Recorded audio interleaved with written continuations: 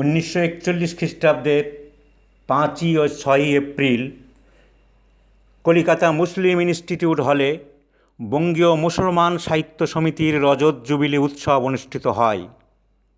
সেই অনুষ্ঠানের সভাপতি ছিলেন কবি কাজী নজরুল ইসলাম।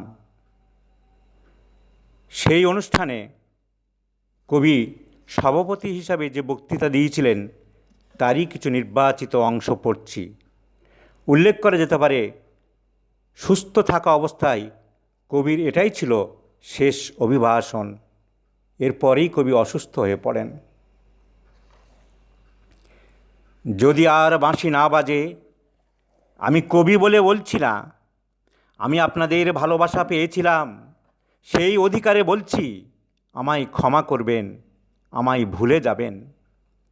বিশ্বাস করুন, আমি কবি হতে আসিনি, আমি নেতা হতে আসিনি, আমি প্রেম দিতে এসেছিলাম, প্রেম পেতে এসেছিলাম।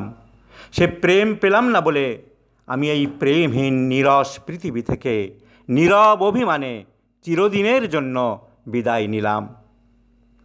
হিন্দু মুসলমানে দিনরাত হানাহানি, জাতিতে জাতিতে বিদ্বেষ, যুদ্ধ বিগ্রহ, মানুষের জীবনে একদিকে কঠোর দারিদ্র, ঋণ, অভাব, অন্যদিকে লোভী অসুরের যক্ষের ব্যাংকে কোটি কোটি টাকা পাষাণ স্তূপের মতো জমা হয়ে আছে। এই অসাম্য, এই ভেদজ্ঞান দূর করতেই আমি এসেছিলাম।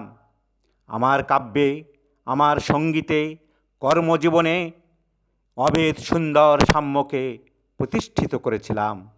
অসুন্দরকে ক্ষমা করতে, অসুরকে সংহার করতে এসেছিলাম। বিশ্বাস করুন, আমি যশ চাই না, খ্যাতি চাই না, প্রতিষ্ঠা চাই না, নেতৃত্ব চাই না।